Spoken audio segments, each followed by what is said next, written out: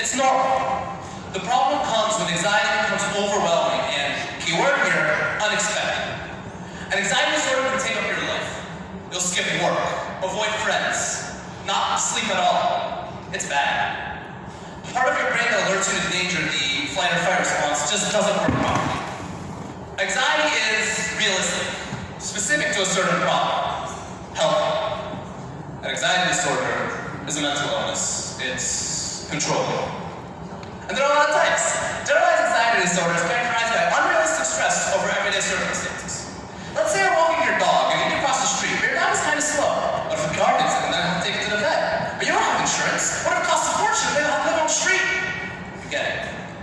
Social anxiety disorder is characterized by avoiding social situations out of fear of judgment.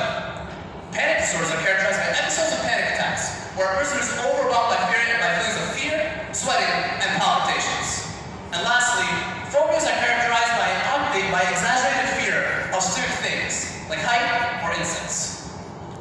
The symptoms of anxiety disorders differ from type to type, but they're all based on overstimulation of the sympathetic nervous system. And they're pretty much what you'd expect. Sweating, increased heart rate, increased beating rate, insomnia, and irritability. The more abnormal symptoms of an anxiety disorder are characterized by an increase in serotonin, stuff like increased bowel movements and trembling. And now my colleague Oliver will tell you more about the causes, risk factors, and management.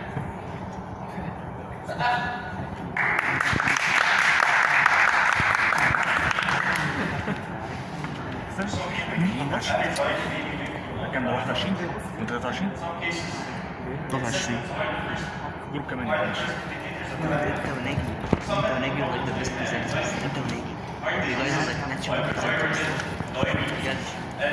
انا فاتني ناجي انت صورت ناجي such as children and adults who are witnessed in they have a higher risk of developing anxiety.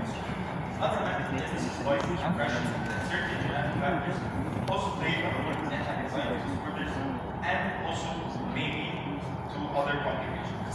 These complications are depression, which is the most common complication and results from poor quality of life associated with anxiety. People with disorder might see social isolation, which would lead to a vicious cycle of social isolation and anxiety. Because the social isolation leads to anxiety, and the anxiety leads to even more social isolation and so on. In the worst cases, patients may commit suicide. It's our role as doctors to prevent this. So how do we help anxiety patients manage their anxiety? The first step in managing anxiety disorders is medically diagnosing the patient.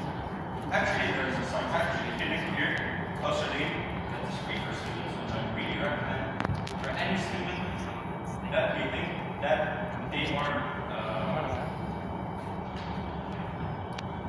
that they may have an anxiety disorder. It's directly to the right of the being made beside the left. When it comes to treating and managing anxiety, there are many drugs that can be prescribed, such as selective serotonin reuptake inhibitors, which are antidepressants, and also buspirone, which can help in the treatment of chronic anxiety. But these drugs are considered short-term treatment for anxiety.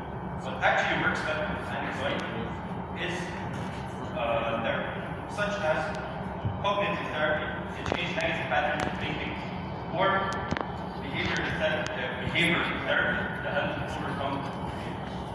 Lifestyle modifications such as exercise and a healthy life are also important for the long-term management of anxiety.